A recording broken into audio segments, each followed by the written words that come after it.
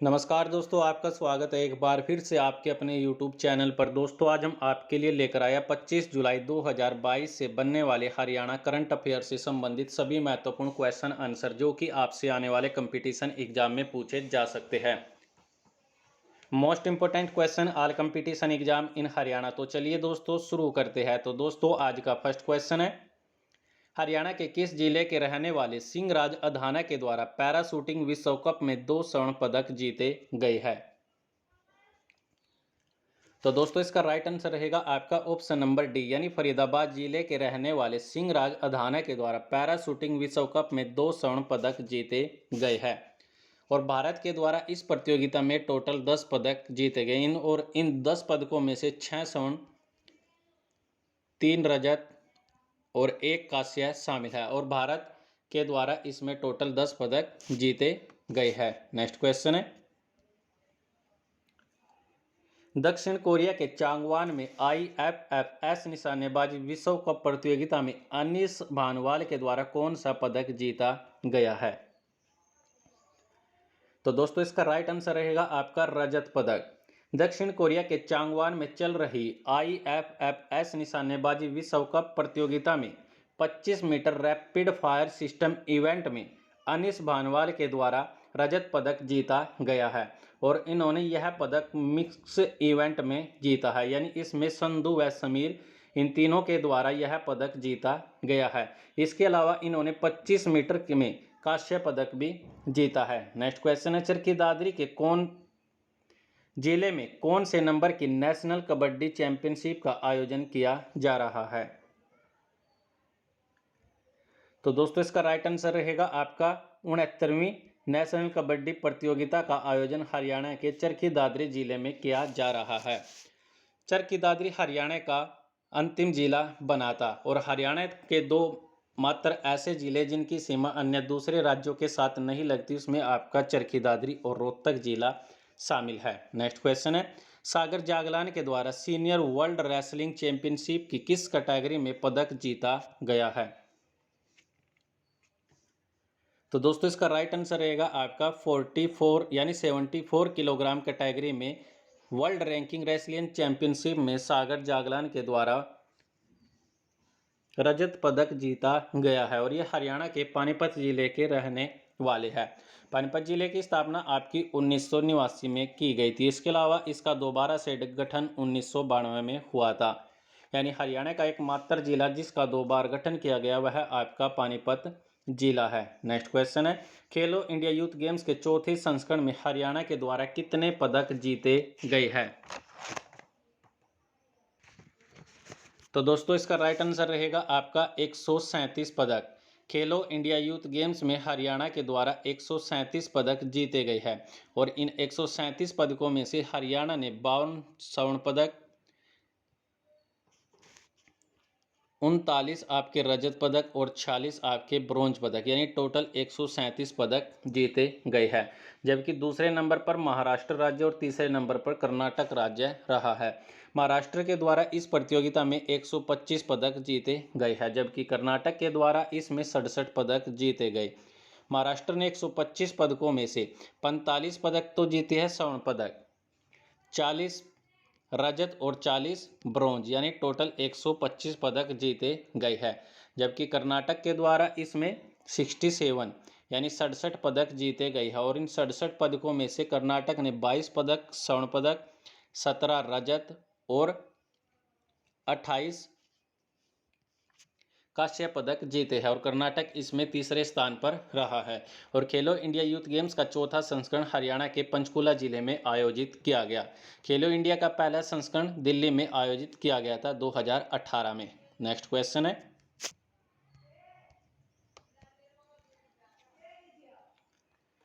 America के Eugene में चल रही 18वीं वर्ल्ड एथलेटिक्स चैंपियनशिप में नीरज चोपड़ा के द्वारा कौन सा पदक जीता गया है? तो दोस्तों, इसका राइट आंसर रहेगा आपका ऑप्शन नंबर बी, यानी रजत पदक। अमेरिका के यूजीन में चल रही 18वीं वर्ल्ड एथलेटिक्स चैंपियनशिप में नीरज चोपड़ा के द्वारा रजत पदक जीता गया है, यानी ऑप्शन नंबर आपका बी राइट रहेगा।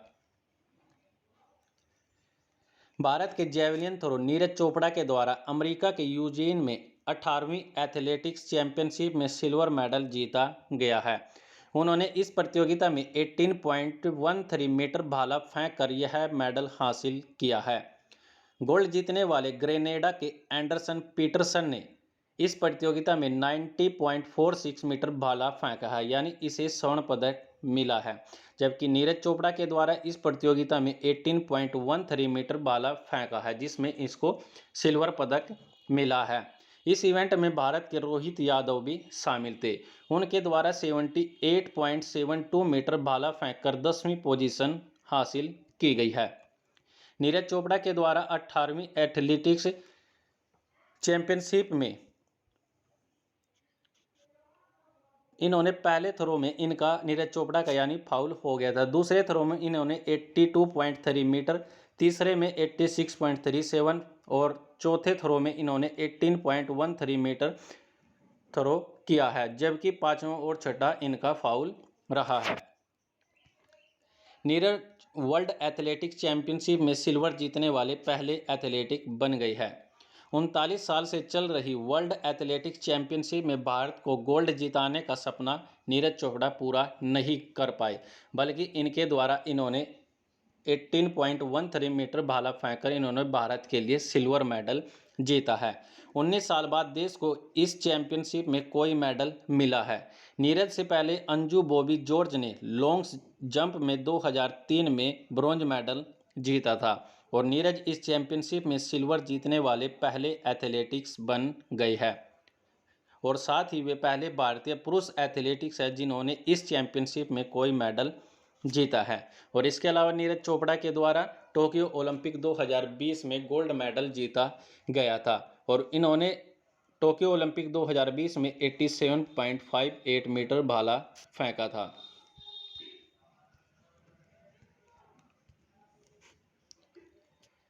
नेक्स्ट क्वेश्चन है, जेवलिन थ्रो दिवस कब मनाया जाएगा? तो दोस्तों इसका राइट आंसर रहेगा आपका 7 अगस्त को। और 7 अगस्त को नीरज चोपड़ा के द्वारा टोक्यो ओलंपिक 2020 में गोल्ड मेडल जीता गया था। तो इसी के उपलक्ष्य में हर साल 7 अगस्त को जेवलिन थ्रो दिवस के रूप में मनाया जाएगा। नेक्स्ट क्वेश्चन है, हरियाणा के किस जिले में पहली बार ओपन जेवलिन थ्रो चैंपियनशिप का आयोजन किया जाएगा? तो दोस्तों इसका राइट आंसर रहेगा करनाल जिले में। करनाल जिले में पहली बार जेवलिन थ्रो प्रतियोगिता का आयोजन किया जाएगा। नेक्स्ट क्वेश्चन है, हरियाणा के किस जिले में पहली बार तीरंदाजी प्रतियोगिता का आयोजन किया गया है? तो दोस्तों इसका राइट आंसर रहेगा आपका सोनीपत जिले में पहली बार तीरंदाजी प्रतियोगिता का आयोजन किया गया है। नेक्स्ट क्वेश्चन है, पाव नुर्मी गेम्स में नीरज चोपड़ा के द्वारा कौन सा पदक जीता गया है? तो दोस्तों पाव नुर्मी गेम्स में नीरज चोपड़ा के द्वारा सिल्वर पदक जीता गया है और इस गेम्स में नीरज चोपड़ा के द्वारा 18.930 मीटर भाला फेंका गया था, यानी नीरज चोपड़ा के द्वारा 2022 में 3 सिल्वर मेडल जीते गए हैं।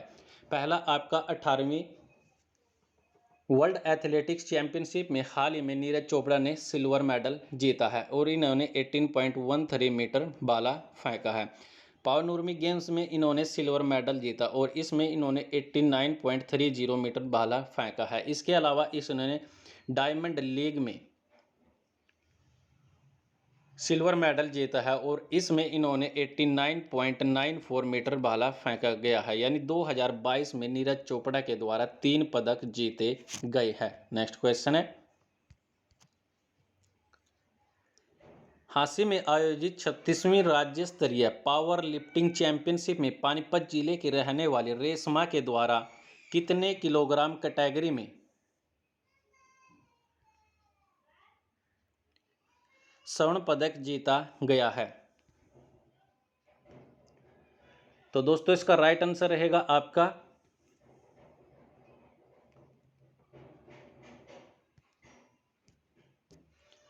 ऑप्शन नंबर सी, यानी 69 किलोग्राम कैटेगरी में हांसी में आयोजित 36वीं राज्य स्तरीय पावर लिफ्टिंग चैंपियनशिप में रेशमा के द्वारा 69 किलोग्राम कैटेगरी में स्वर्ण पदक जीता गया है।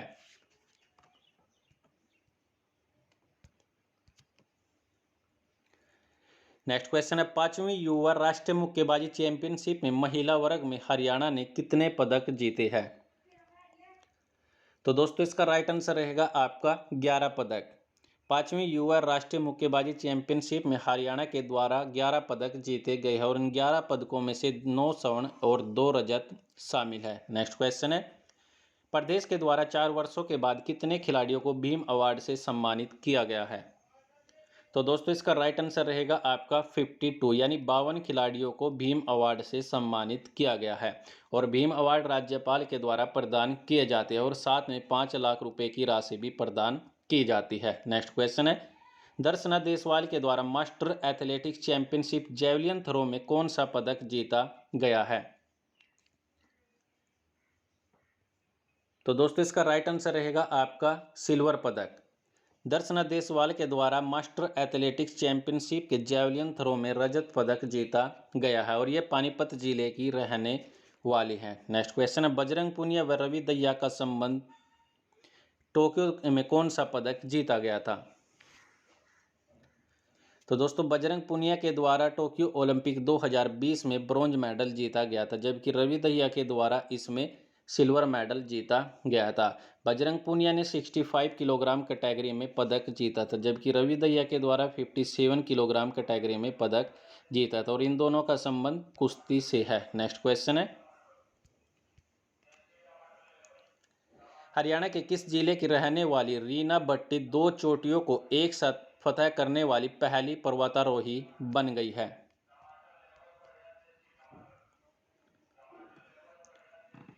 तो दोस्तों इसका राइट आंसर रहेगा आपका ऑप्शन नंबर बी यानी हिसार जिले की रहने वाली रीना भट्टी के द्वारा 2 चोटियों को एक साथ फतह करने वाली पहली पर्वतारोही बन गई है।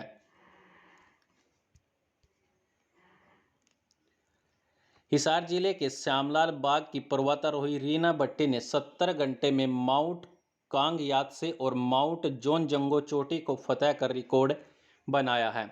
2 चोटियों को एक साथ फतह करने वाली रीना भट्टी हरियाणा की पहली पर्वतारोही बन गई है। माउंट कांग यात्से लद्दाख में 6250 मीटर ऊंची और माउंट जोंगजंगो 6240 मीटर ऊंची चोटी है और ऐसा यानी इन 2 चोटियों को फतेह करने वाली रीना भट्टी हरियाणा की पहली पर्वतारोही बन गई है। नेक्स्ट क्वेश्चन है, माउंट एवरेस्ट पर चढ़ने वाली प्रदेश की पहली पर्वतारोही कौन है?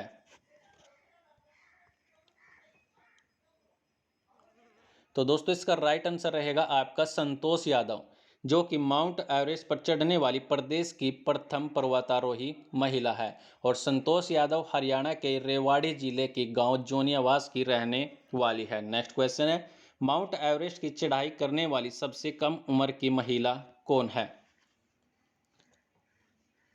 तो दोस्तों इसका राइट आंसर रहेगा आपका शिवानगी पाठक, जो कि माउंट एवरेस्ट की चढ़ाई करने वाली सबसे कम उम्र की महिला है और इनका संबंध हरियाणा के हिसार जिले से है और सबसे कम उम्र के पुरुष हरियाणवी नरेंद्र यादव, इनका संबंध रेवाड़ी से है। यानी माउंट एवरेस्ट की चढ़ाई करने वाले सबसे कम उम्र के पुरुष का संबंध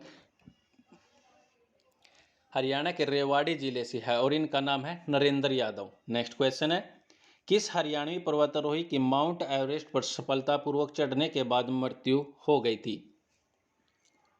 तो दोस्तों इसका राइट आंसर रहेगा आपका रवि ठाकुर, जो कि सोनीपत जिले से संबंधित है। इनकी माउंट एवरेस्ट पर सफलतापूर्वक चढ़ने के बाद मृत्यु हो गई थी। नेक्स्ट क्वेश्चन है, माउंट एवरेस्ट की चढ़ाई करने वाली जुड़वां बहनें तेगसी व नेगसी का संबंध हरियाणा के किस जिले से है?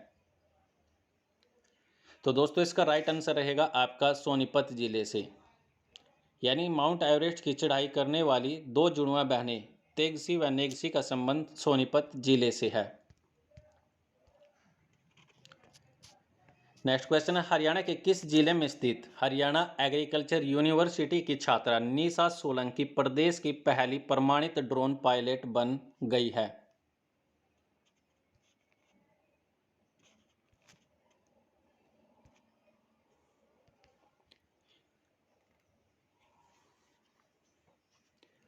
तो दोस्तों इसका राइट आंसर रहेगा आपका ऑप्शन नंबर बी यानी हिसार जिले की रहने वाली निशा सोलंकी प्रदेश की पहली प्रमाणित ड्रोन पायलट बन गई है और ये हरियाणा एग्रीकल्चर यूनिवर्सिटी की छात्रा है।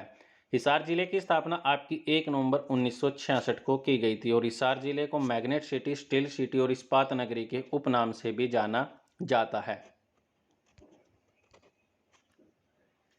नेक्स्ट क्वेश्चन है, हरियाणा एग्रीकल्चर यूनिवर्सिटी के वर्तमान कुलपति कौन है?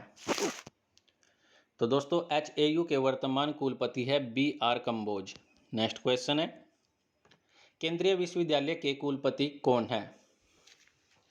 तो दोस्तों हरियाणा का एकमात्र केंद्रीय विश्वविद्यालय आपका महेंद्रगढ़ जिले में स्थित है और महेंद्रगढ़ जिले के जंतपाली गांव में स्थित है और वर्तमान में इसके कुलपति प्रोफेसर टंकेश्वर कुमार है। नेक्स्ट क्वेश्चन है, कुरुक्षेत्र विश्वविद्यालय के कुलपति कौन है?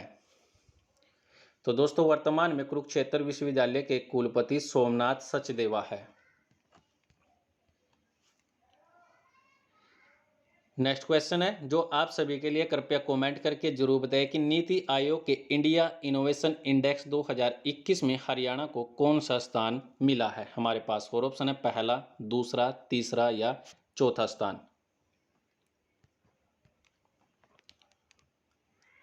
नेक्स्ट क्वेश्चन है जो कि आपको कल की वीडियो में पूछा गया था कि हरियाणा के किस जिले में स्थित IIWBR के निदेशक डॉक्टर ज्ञानेंद्र प्रताप सिंह को नानाजी देशमुख अवार्ड से सम्मानित किया गया है?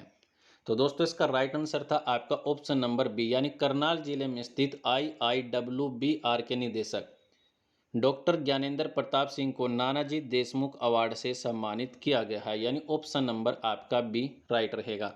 तो फिलहाल के लिए दोस्तों आज के लिए इस वीडियो में इतना ही। वीडियो अच्छी लगे तो वीडियो को लाइक कीजिए, कमेंट कीजिए, शेयर कीजिए और सब्सक्राइब कीजिए माजिद साइंस को। वीडियो देखने के लिए आप सभी लोगों का धन्यवाद।